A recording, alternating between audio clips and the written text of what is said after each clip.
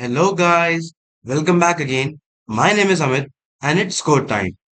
So we are back again with another problem today from Lead Code. Separate black and white balls. So let's jump into the question. So the question says there are n balls on a table. Each ball has a color black or white.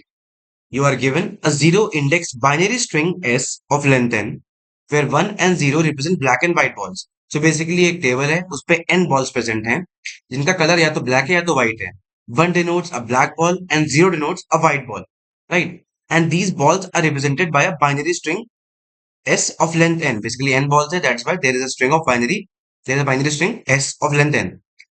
And now what we have to do is, in each step, you can choose two adjacent balls and swap them. आप किसी भी एक operation में एक step पे क्या कर सकते हो कि कोई भी दो एडिशन बॉल्स हैं उनको स्वैप कर सकते हो, राइट? अगर जैसे आई और आई प्लस वन पे है बॉल, तो आई एक स्टेप में क्या करोगे, आई प्लस वन वाली बॉल इंडेक्स आई पे आ जाएगी और आई इंडेक्स वाली बॉल आई प्लस वन पे आ जाएगी. Now we have to return the minimum number of steps to group all the black balls to the right and all the white balls to the left. So basically question क्या पूछ रहा है, आपको minimum number of steps पता लगाने हैं such that all the black balls, which means one, all the ones come to the right and all the white balls, that means all the zeros, go to the left. Okay, so let's go to the first test case. In the first test case हमारी string ऐसी है 101. We have a black ball, then we have a white ball, then we have another black ball. So now what we can do, let's try to shift this one. अगर हम इस one को इस zero से swap करा दें तो हमारा फाइनल स्ट्रिंग क्या बन जाएगा. सो लाइक हमारा क्या है, 101 गिवन है. If we swap this one with this zero, we get what, 011. अब आप इस स्ट्रिंग में देख सकते हो कि सारी व्हाइट बॉल्स लेफ्ट पे आ चुकी हैं और सारी ब्लैक बॉल्स राइट पे आ चुकी हैं. और हमने कितने स्टेप लगाए, कितने ऑपरेशन लगाए, सिर्फ एक. That's why our answer is one. अच्छा, अब एक चीज, अब चाहे आप इस वन को इस जीरो से स्वैप कराओ, चाहे तो इस जीरो को इस वन से स्वैप कराओ, बात सेम है. ओके, अगर आप जैसे आपने पहले इसमें इस वन को चूज किया था, राइट? अगर आप इस वन को चूज ना करके जीरो को चूज करते हो और फिर इसको स्वैप कराते हो, तभी सेम ही आंसर आने वाला, राइट? स्ट्रिंग तो सेम बनेगी फाइनल. अच्छा, अब एक चीज, जीरोस को लेफ्ट पे मूव कराना है और वंस को राइट पे मूव कराना है, right? Let's go to the second test case. We have 100, right? So हम डायरेक्टली देख सकते हैं कि इस वन को एंड पे ले जाना है तो पहले ये वन इस जीरो से स्वैप कराएगा, फिर 010 बन जाएगा, राइट? उसके बाद हम फिर से इस वन को स्वैप कराएंगे एंड विल बिकम 001. अब सारी ब्लैक बॉल्स राइट पे आ चुकी हैं, सारी व्हाइट बॉल्स लेफ्ट पे आ चुकी हैं and we use two steps, right? That's why the answer is 2. Let's take the final test case. We have 0111. So in this test case we can see कि डायरेक्टली पहले से ही जितनी भी white balls हैं वो लेफ्ट पे हैं और जितने भी ब्लैक बॉल्स हैं वो पहले से ही राइट पे हैं. That's why we do not need any operation, right? ये ऑलरेडी उस ऑर्डर में है, तो दैट्स व्हाई हमारा आंसर क्या आएगा, 0, right? Now let's look at the constraints. So basically the length of the string n can go up to 10 to the power 5 and s of I is either 0 or 1. जैसे कि question ने कहा था कि it is a binary string, right? So let's start with approach, right? सबसे पहले तो एक छोटी सी ऑब्जर्वेशन, राइट? ऑब्जर्वेशन क्या है, इट इज नॉट इंपॉर्टेंट कि आप कौन सी बॉल मूव करा रहे हो, राइट? अब चाहे तो ब्लैक बॉल्स को मूव कराओ, चाहे तो व्हाइट बॉल्स को मूव कराओ, but you have to choose one. What I am saying is कि या तो आप एक व्हाइट बॉल, आप या तो व्हाइट बॉल्स को चूज करो और उनको लेफ्ट पे मूव करा दो, या तो आप सारी ब्लैक बॉल्स लो और उनको राइट पे मूव करा दो. The number of operations are going to be same. Why, I will tell you. Let's take an example. Let's say हमारे पास 100 और 1 था, राइट? 100 या फिर ये ऐसे था, राइट? अब यहाँ पर हमारे पास तीन व्हाइट बॉल्स हैं और दो ब्लैक बॉल्स हैं. लेट्स ट्राई टू से कि हम जितनी भी ब्लैक बॉल्स हैं उनको राइट पे मूव कराना चाह रहे हैं, राइट? व्हाइट ब्लैक बॉल्स क्या है, वन है बेसिकली. अब इस वन को हम यहाँ एंड पे लेके आएंगे तो ये क्या बन जाएगा, 10001. हमने एक स्टेप यूज कर लिया है, राइट? अब हमें इस वाले वन को, ये जो ब्लैक बॉल है, इसको यहाँ पे लेके आना है, राइट? तो इसके लिए कितने स्टेप लगेंगे, 1 2 and 3, राइट? एंड ये क्या बनके तैयार हो जाएगा, 0011. सो हमने कितने स्टेप्स लिए, पहले यहाँ पर 1 लिया था, फिर यहाँ पर 3 लिए, तो रोल्स टोटल कॉस्ट कितना है हमारा, 1 + 3 = 4, राइट? यहाँ पर हमने देखा हमने क्या मूव कराया, हमने ब्लैक बॉल्स को राइट पे मूव कराया. लेट्स से हम ब्लैक बॉल्स को मूव नहीं करा रहे हैं, हम व्हाइट बॉल्स को मूव करा रहे हैं लेफ्ट पे, right? So now we will focus on zero. Let's try it again. हम पहले इस जीरो को मूव कराते हैं यहाँ पर. सो ये क्या बन जाएगा, ये बन जाएगा 0 1 0 1 0. अब एक बॉल सही जगह पे आ चुकी है, तो हमने एक स्टेप लिया है। अब क्या है, इस वाली बॉल को मूव कराएंगे इधर, इसके लेफ्ट पे, तो ये क्या बन जाएगा, 0 0 1 1 0। राइट, हमने यहाँ पर एक स्टेप ले लिया। अब जो ये लास्ट वाला 0 है, राइट, ये कितने स्टेप्स लेगा, 1 और 2। राइट, और ये बन के क्या तैयार हो जाएगा, 0 0 0 1 1, फाइनल वही स्ट्रिंग बनेगी। हमने ऑपरेशन कितने ले लिए, यहाँ पर वन स्टेप लिया था, उसके बाद इस वाली बॉल को मूव कराने के लिए एक स्टेप लिया था, उसके बाद ये फाइनल बॉल को मूव कराने के लिए हमने दो स्टेप लिए थे। Again the answer is same, 4। That's why अब ये क्यों हो रहा है, अब ऐसा समझो, when you move all the white balls to the left, automatically all the white black balls will move to the right। जैसे ही आप जितनी भी जीरो बॉल्स हैं उनको लेफ्ट में मूव कराओगे, ऑटोमेटिकली जितनी भी ब्लैक बॉल्स है, जितनी भी वन नंबर वाली बॉल है, वो अपने आप राइट मूव कर जाएंगी। सिमिलरली वाइस वर्सा, अब जैसे ही जितनी भी राइट बॉल, जितनी भी ब्लैक बॉल्स हैं या वन बॉल है, उनको राइट पे मूव कराओगे, ऑटोमेटिकली जितनी भी जीरो बॉल्स हैं या फिर व्हाइट बॉल्स है, वो अपने आप लेफ्ट पे मूव कर जाएंगी। इसका मतलब आपको सिर्फ एक टाइप की बॉल पे फोकस करना है, या तो आप वन पे फोकस कर लो, या तो आप जीरो पे फोकस कर लो, दोनों में से किसी एक को ही मूव कराना है। राइट, तो हम इसको एक बार लिख लेते हैं। In this case what we did was, हमने इस केस में क्या किया, we move black balls, right, we move black balls. और इस केस में क्या किया, we move white balls. Right, तो पहले तो हमें चूज करना है कि हमें कौन सी बॉल्स मूव करानी है। Now let's start thinking about the approach. So पहली अप्रोच जो माइंड में ये आती है कि पहले तो हम लेट्स से है कि आप कोई भी बॉल चूज कर लेते हो, दैट्स योर चॉइस, आप चाहे वन यूज चूज करो, चाहे जीरो चूज करो। आप क्या कर सकते हो, एक लूप चलाओगे, select for selecting the ball, मतलब कि जीरो में भी बहुत सारी बॉल्स होंगे, राइट, अलग अलग इंडेक्सेस पे। तो एक लूप आप चलाओगे बॉल चूज करने के लिए, राइट। और आप क्या कर सकते हो, जो नाइव अप्रोच, जो ब्रूट फोर्स अप्रोच दिमाग में आता है कि आप इस बॉल को मूव करा के देखो, राइट।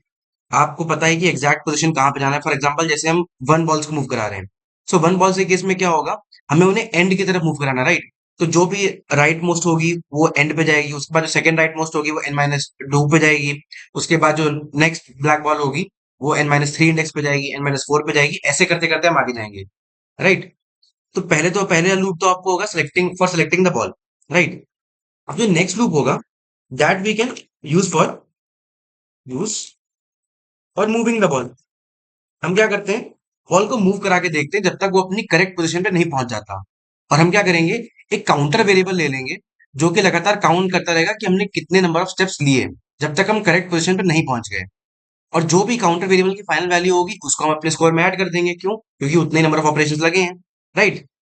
तो इस केस में क्या है, we can use for moving the ball, we are going to move the balls in actual, move the balls actually, आपको मूवमेंट असली में परफॉर्म करना है, right.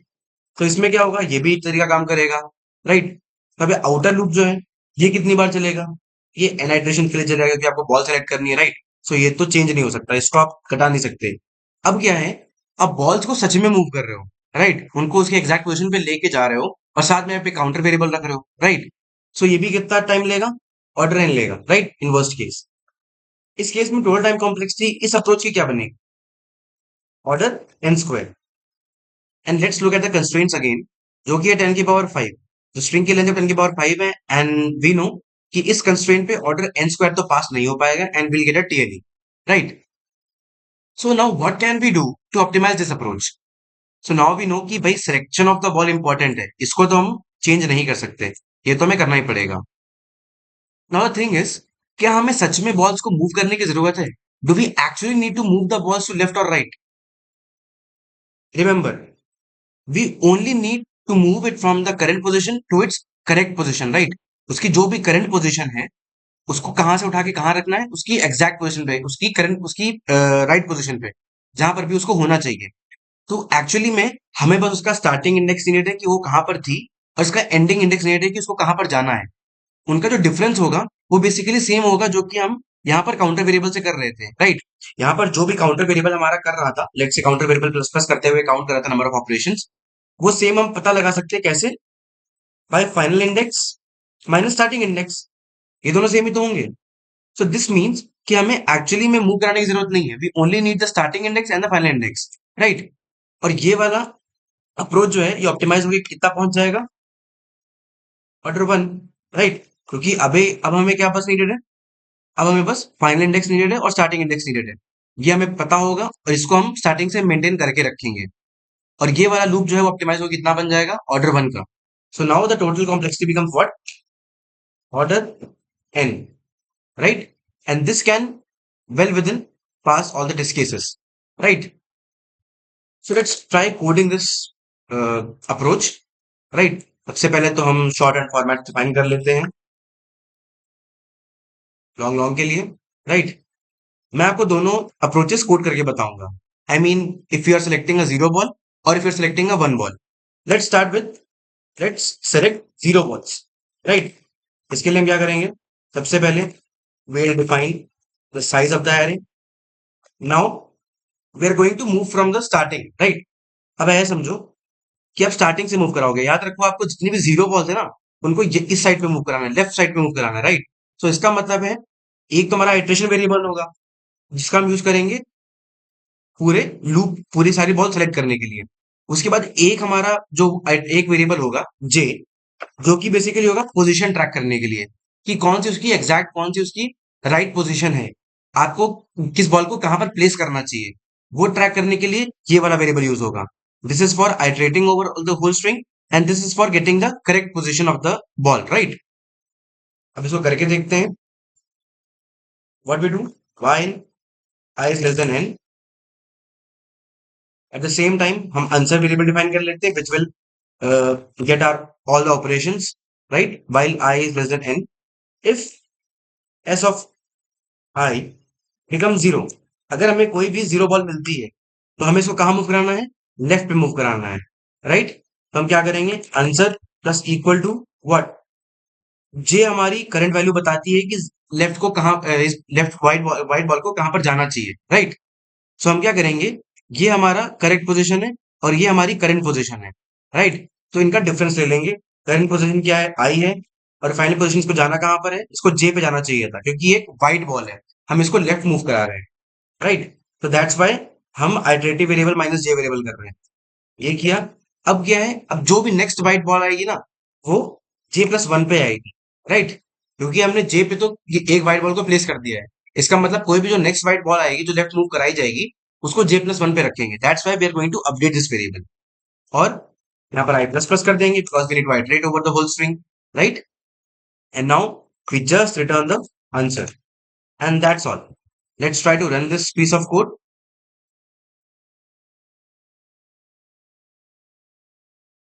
And yeah you can see that it passes all the test cases. So इसमें एक बार comments डाल देते हैं, this is what, taking difference between correct and current position, right? And this is basically updating the current position, right? You can write updating the correct position, और this is for iterating over the whole string, right? हमने इसको और सारे sample test case पे चल चुका है। Let's try to run it for all test cases, right? Let's click on submit.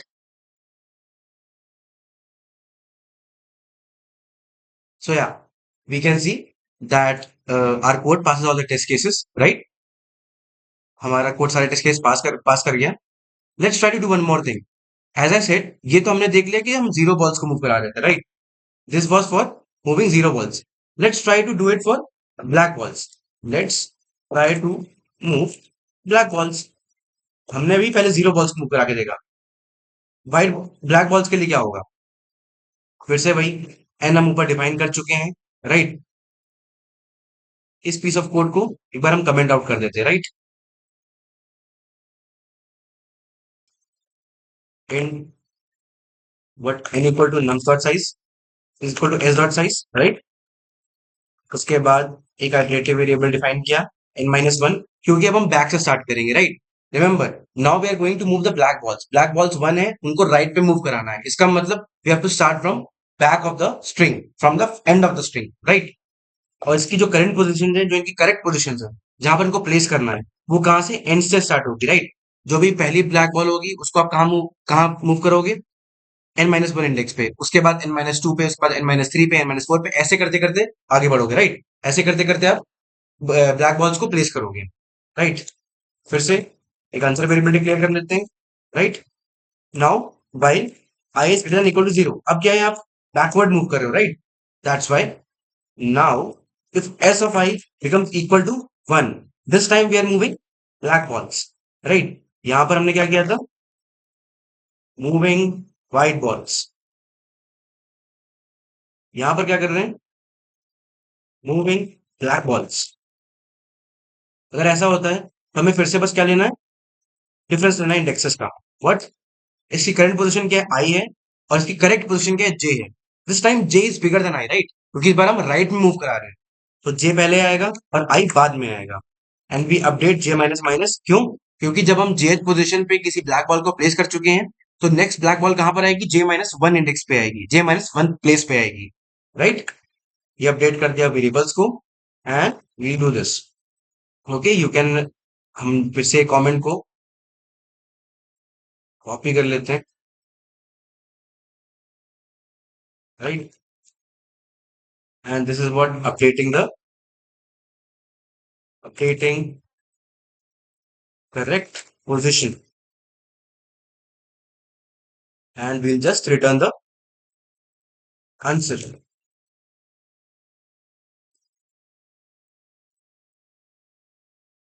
right. So ये हमारा पूरा कोड तैयार है for moving black balls. Let's try to run it on sample cases, and yeah, it passes. Let's try to run it for all test cases. Let's press on submit. So yeah, we can see that again our code gets accepted. So I showed you both the ways. आप चाहे zero balls को move करा दो, चाहे तो one balls को move करा दो, दोनों ही केस में क्या है, आंसर सेम आने वाला है। It's not going to change your answer. And I showed you कि both approaches how they work, and both of the code get accepted. So now let's discuss about the time complexity and space complexity of these approaches. So as we discussed कि हमने कोई extra variable define नहीं किया, हमने कोई extra memory use नहीं की है, we just use these variables. So that's why the space complexity of this approach is what?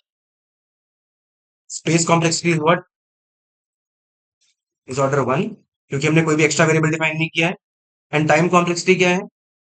Since we optimize this inner loop to actually order one, क्योंकि हम अब 10 क्या ले रहे हैं, हम वेरिएबल्स का डिफरेंस ले रहे हैं, हम और कुछ नहीं कर रहे हैं। It's again order one time operation, और बाहर वाला loop, outer loop n times चल रहा है, तो time complexity is what, order n, right, order n. जो ब्रूट फोर्स अप्रोच हमने डिस्कस किया था, उसका time complexity order n square था, और स्पेस कॉम्प्लेक्सिटी क्या था, it was also order one. Space complexity brute force में भी ऑर्डर वन ही थी, right. And this is our optimized approach, space complexity will order one, time complexity order n. So that's all for today, guys. I hope you like the explanation. I hope you like the problem statement. I hope you like both the approaches. So if you like the solution, do like, share, and subscribe. Also, you can follow me on LinkedIn. The link is in the description. You can also join our WhatsApp community channel. Its link is also given in the description. And till then, we'll meet tomorrow again with another problem of the day. Till then, happy coding.